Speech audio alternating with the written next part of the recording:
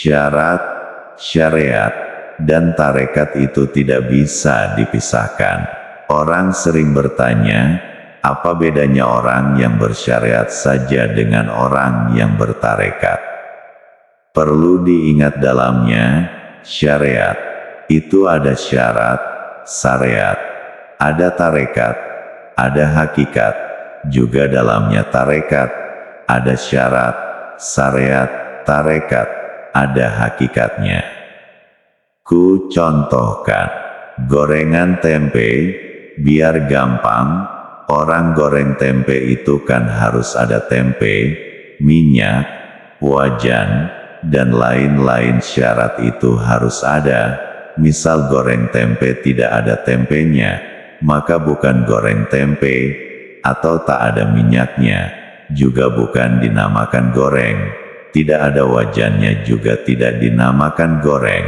Jadi syarat semua menggoreng tempe itu harus ada semua, baru dinamakan syarat lengkap. Nah, teori mencampur tepung, ukuran bumbu, minyak seberapa banyak, kompor nyala, teori menggoreng itu dinamakan syariat. Dan menjalankan goreng, beli tempe di tukang tempe, lalu diiris tipis-tipis, ditepungi yang sudah dicampur bumbu, dicemplungkan ke minyak, sampai matang lalu diangkat, menjadi tempe goreng yang enak dimakan pakai cabai. Itu namanya tarekat. Tanpa adanya proses semua itu setinggi apapun secanggih apapun teori menggoreng, maka tidak akan bisa didapat tempe yang enak. Dalam syarat ada syarat, syariat, tarekat. Salah satu syarat menggoreng tempe, syaratnya harus ada tempe. Nah, tempe itu ada, syaratnya harus ada bibit kedelai yang ditanam, harus ada tanah, harus ada air, itu namanya syarat. Terbentuknya tempe, itu belum ragi, dan pengolahan, makanya kukatakan dalam syarat, ada syariat, dan ada tarekat. Syariatnya harus ada petani yang menanam kedelai, merawatnya sampai panen, dan menggilingnya memisahkan dari kulit lalu setelah jadi kedelai harus ada yang mengolahnya menjadi tempe dengan syarat dan syariatnya mengolah kedelai jadi tempe, dan menjalankannya semua itu dinamakan tarekat. Jadi sebenarnya antara syarat, syariat, dan tarekat itu tidak bisa dipisahkan. Dulu zaman Rasulullah SAW, semua ibadah itu berpadu dan bersama-sama, antara syariat dan tarekat tidak terpisahkan. Tapi dalam perkembangan zaman, orang mulai memisahkan antara syariat dan tarekat, karena pengamalan tarekat lebih mengedepankan hakikat, atau batiniah, sedang syariat lebih mengedepankan hukum lahiriah, yang bisa dilihat mata, padahal tidak ada pencapaian kecuali menjalankan semua bersama-sama, tidak beda dengan orang menggoreng tempe itu. Karena terjadi pengkotak-kotakan, akhirnya juga terjadilah pengkotak-kotakan antara tarekat dan syariat. Orang bersyariat hanya sebatas bersyariat, karena tidak adanya pembentukan kepribadian akhlakul karimah, maka orang syariat cenderung subur penyakit hatinya, mencari nama, mencari sanjungan, iri jika ada yang berhasil, dengki jika ada yang sukses, mencela menghujat, menghina, sombong dengan pencapaiannya, ujub dengan apa yang dimiliki, selalu beramal karena manusia, mencari dielu-elukan manusia, bangga dengan banyaknya pengikut. Begitu juga kepada yang hanya menjalankan tarekat, lebih menjauhi orang-orang yang bersyariat saja. Jadi dalam kelompok Islam sendiri tercipta pengkotakan. Syariat itu sesuatu yang dari Allah yang sudah dibawa oleh para Rasulullah. Artinya sudah menjadi bentuk hukum dan teori, cara dan metode. Tapi kalau hakikat itu sesuatu yang masih di Allah, dalam rupa cahaya. Perlu pantulan cermin untuk menerjemahkan dari hakikat ke dalam alam amsal, alam perumpamaan. Ketika masih ada nabi dan rasul, cahaya hakikat ini memantul ke cermin nabi lalu diterima oleh cermin hati para sahabat. Ketika nabi telah wafat, maka pantulan itu dipantulkan kepada para wali mursyid. Lalu pantulan cahaya itu memantul kepada siapa saja yang dikehendaki Allah memperoleh hidayah. Tak ada huruf, tak ada kata, tak ada penjelasan. Cahaya itu memantul kepada hati orang yang bening dan dikehendaki oleh Allah menerima cahaya petunjuk itu. Karena menerima pantulan cahaya itu, hati yang menerima akan menangkap ilmu pengetahuan tak terbatas, akan menerima kepahaman tak terbatas. Makanya tugas murid itu bukan mencari cahaya, sebab cahaya itu telah memantulkan cahaya hidayah, hikmah, ilmu, kepahaman, keberkahan. Tapi tugas murid adalah membersihkan kaca hati dan ruhaninya, agar ketika cahaya itu memantul ke dalam kaca hati murid, tidak ada gambar lain yang bisa merubah kepahaman. Karena bayangan-bayangan dalam cermin, misal ada bayangan perempuan, kepahaman pun akan mengarah ke sana, padahal gambar bayangan itu bukan dari cahaya, tapi dari dalam cermin. Coba renungkan, ketika cahaya lampu itu mengenai tempat yang gelap, lalu kamu melihat ulegan, cobek, wajan, motor, tokek, cicak, kipas angin, rokok korek, kaki, tangan, kepala, sembarang itu ada setelah cahaya datang atau ada sebelum cahaya datang? Ya, jawabannya ada sebelum cahaya datang, tapi karena gelap, maka kamu tidak bisa melihat perwujudan di dalam gelap itu apa saja. Dan ketika cahaya itu datang, lampu dinyalakan, kamu melihat apa-apa yang ada di situ. Cahaya tidak berbicara, kamu tidak dengarkan. Misal cahaya itu adalah lampu listrik. Lampu listrik itu tidak berbicara, tidak berpidato, tidak memberikan tausiah, tidak menjelaskan apa-apa sama sekali. Tapi ketika kamu melihat cobek, ulegan, kamu dengan sendirinya tahu gunanya, bahkan tahu bagaimana memakainya, seakan-akan ada yang menjelaskan padamu.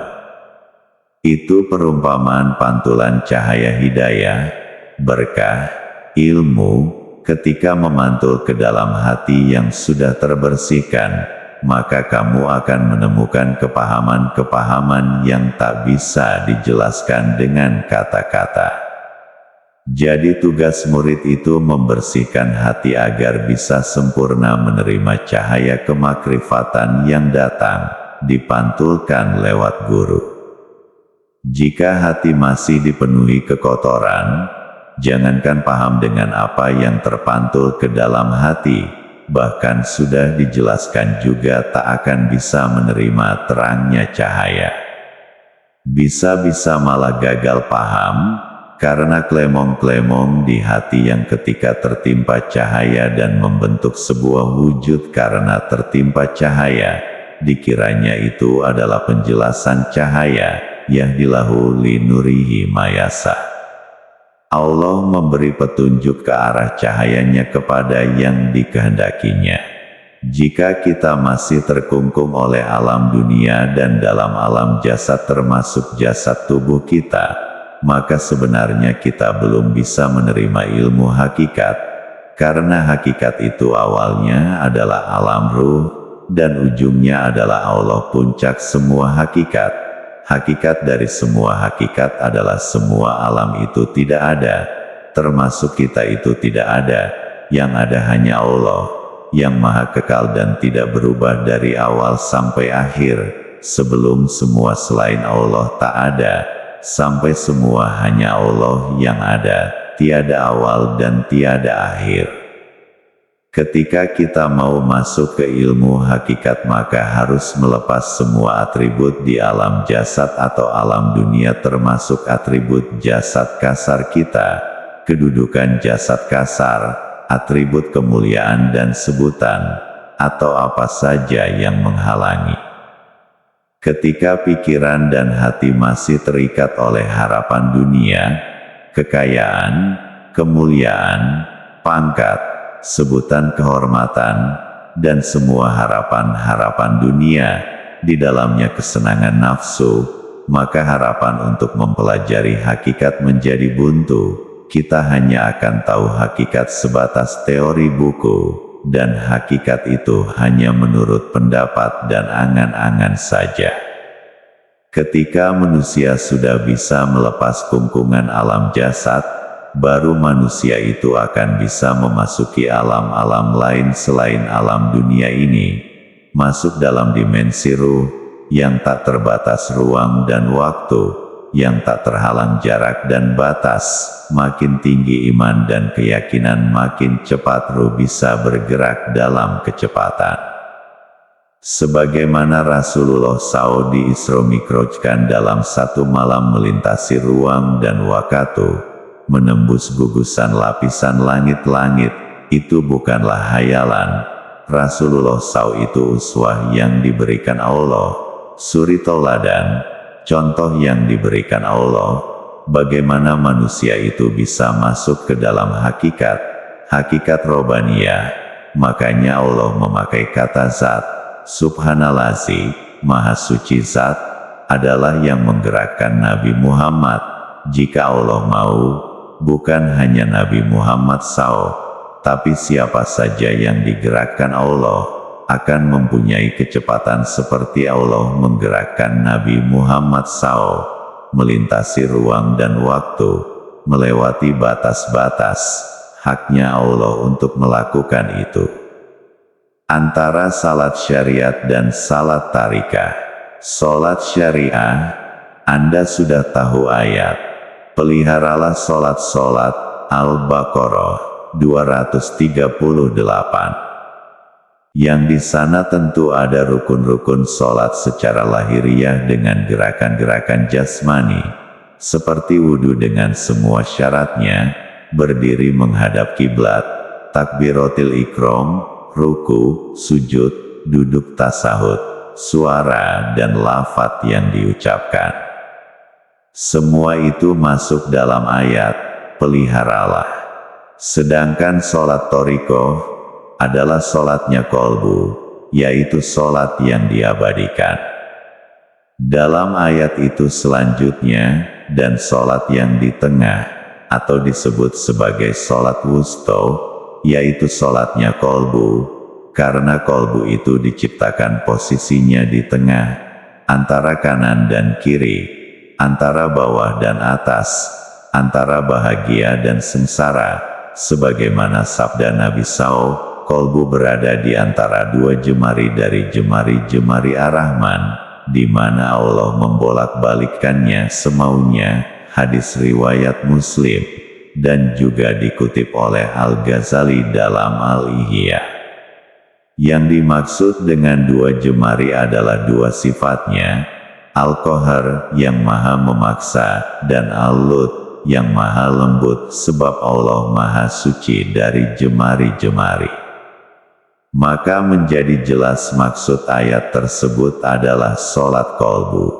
Apabila solat kolbu rusak, maka solatnya pun rusak termasuk solat jasmaninya, sebagaimana hadis Nabi SAW, tidak ada solat melainkan dengan hati yang hadir di hadapan Allah. Artinya banyak orang solat tapi sama sekali tidak solat sebab hatinya tak hadir ketika solat kolbunya lalai. Dirikanlah salat untuk mengingat aku. Quran Surat Toha 14. Sabda Rasulullah SAW, yang artinya, betapa banyak orang-orang yang mengerjakan salat tetapi hasilnya hanya payah dan letih. Artinya solatnya sama sekali tak menjadikan apa-apa tapi malah keletihan karena solatnya hatinya lalai. lupa pada Allah sama sekali kolbunya tak mengingat Allah, maka sholatnya bukan akan mendekatkan pada Allah, tapi makin menjadikannya makin jauh dari Allah. Sesungguhnya Allah Ta'ala memperhatikan orang-orang yang mengerjakan salat selama ia tidak menoleh. Firman Allah Subhanahu wa Ta'ala, bila kamu telah menyelesaikan salatmu, ingatlah kepada Allah waktu berdiri, di waktu duduk dan di waktu berbaring. Apabila kamu telah merasa aman, maka kerjakanlah salat itu seperti biasa. Sesungguhnya salat itu adalah kewajiban yang ditentukan waktunya atas orang-orang yang beriman. Quran Surat An-Nisa 103. Rasulullah SAW bersabda, ada manusia mengerjakan salat dan tidak ditulis baginya dari salatnya setengah maupun sepertiga, seperempat, seperlima, seperenam dan sepersepuluhnya, tetapi ditulis bagi seseorang dari salatnya apa yang dipahaminya dengan akal khusyuk. Rasulullah Shallallahu Alaihi Wasallam bersabda, 5 salat difardukan oleh Allah Subhanahu wa Ta'ala atas hamba-hambanya. Barang siapa yang mengerjakannya, tidak satupun ditinggalkan karena menganggapnya remeh, niscaya akan beroleh janji Allah untuk memasukkannya ke dalam surga, dan barang siapa yang tidak mengerjakannya, maka tiada janji yang diperoleh oleh Allah Subhanahu wa Ta'ala. Jika Allah menghendaki, ia akan diazab karena kelalaiannya itu, tetapi bila Allah menghendaki yang lain, ia akan dimasukkan juga ke dalam surga. Hadis riwayat Malik, Ahmad, Abu Daud, Nasa, Ibnu Hibban dan Al-Hakim. Batas antara kita dan kaum munafik ialah menghadiri salat Isya dan subuh berjamaah di masjid Nabi Shallallahu Alaihi Wasallam. Mereka tidak sanggup atau merasa sangat berat melakukannya. Hadis riwayat Malik dalam Al-Muwatta dari riwayat Said Ibnil Musayyab. Ulama berkata, ada hamba yang bersujud di sisi Allah dan menganggap ia mendekati Allah Ta'ala, tetapi seandainya dosa-dosanya dibagikan dalam sujudnya kepada penduduk kotanya, niscaya mereka binasa. Karena ia bersujud di sisi Allah Ta'ala, sementara hatinya mendengarkan kepada hawa nafsu yang menyaksikan kebatilan yang telah menguasainya. Rasulullah Shallallahu Alaihi Wasallam bersabda, barang siapa yang memelihara baik-baik 5 salat fardu, dengan menyempurnakannya wudhu dan menjaga waktu-waktunya, maka hal itu akan menjadi nur cahaya dan burhan hujah, bukti baginya pada hari kiamat. Dan barang siapa melalaikannya akan dikumpulkan kelak bersama Fir'aun dan Haman. Hadis riwayat Ahmad, Ibnu Hibban, Tabrani dan Al-Balhaqi. Orang yang sholat bermunajat kepada Tuhannya, dan tempat munajat itu kolbu, hati. Jika hatinya alpa, maka rusak pula sholatnya. Hati adalah pokoknya, yang lain hanyalah pengikutnya, sebagaimana dalam hadis Nabi SAW. Ingatlah, sesungguhnya dalam jasad itu ada segumpal daging, apabila ia bagus maka bagus pula seluruh jasadnya, dan jika ia rusak, maka rusaklah seluruh jasadnya. Ingatlah, daging itu adalah kolbu, hadis riwayat Bukhari. Salat syariat itu ada waktunya, setiap hari dan malam, 5 kali. Disunahkan berjamaah di masjid dan harus menghadap Ka'bah, mengikuti iman, tanpa ada sikap pamer dan popularitas. Salat Thariqah itu adalah zikrullah sepanjang hidup, semua gerak-geriknya adalah salat, karena selama hidup dan setiap tarikan nafasnya dan hembusan nafasnya sama sekali tak lupa pada Allah. Masjidnya adalah kalbunya. Jamaahnya adalah perkumpulan kekuatan-kekuatan batin, untuk sibuk terus-menerus mengingat nama-nama Allah dan mentauhidkan Allah dengan lisan batin. Imamnya adalah rasa rindu dalam spirit kolbu, fuad. Dan kibalnya adalah Al-Hadrah Al-Ahadiyah, manunggal hamba Allah dalam keesaannya, dan keindahan somadiyahnya. Itulah kiblat hakikat. Kolbu dan ruh sibuk dengan sholat tarikat ini sepanjang zaman. Karena kolbu tidak mati dan tidak tidur. Ia sibuk dalam tidur dan jaga dengan kehidupan kolbu, tanpa suara, tanpa berdiri dan tanpa duduk. Itulah yang disebut oleh Allah Subhanahu wa Ta'ala, hanya kepadamu kami menyembah dan hanya kepadamu kami memohon pertolongan. Al-Fatihah ayat 5. Dalam tafsir Al-Baidawi, Anwarut Tanzil wa Asrarut Ta'wil, beliau mengatakan, dalam ayat tersebut ada isyarat bagi orang yang marifat kepada Allah, dan transformasinya dari kondisi di mana ia tidak hadir jiwanya menjadi hadir di hadapan Allah Ta'ala. Maka ia berhak mendapatkan tugas ini, sebagaimana sabda Rasulullah SAW, para nabi dan para wali senantiasa sholat dalam kuburnya sebagaimana mereka sholat di rumah-rumah mereka. Maksudnya mereka terus sibuk bersama Allah dan munajat bagi kehidupan kalbunya. Bila sholat syariat dan sholat thariqah telah berpadu, lahir dan batin, maka sempurnalah sholatnya, dan meraih pahala yang agung dalam takarub dengan alam ruhaninya. Dan dia juga meraih derajat jasmaniyah, lalu si hamba menjadi seorang abid secara zohir, dan arif secara batin. Jika seseorang tidak berhasil sholat thariqah dengan hati yang hidup, maka ia tergolong tidak sempurna, dan pahalanya tidak sampai pada derajat takarub kepada Allah Ta'ala. Sang Kiai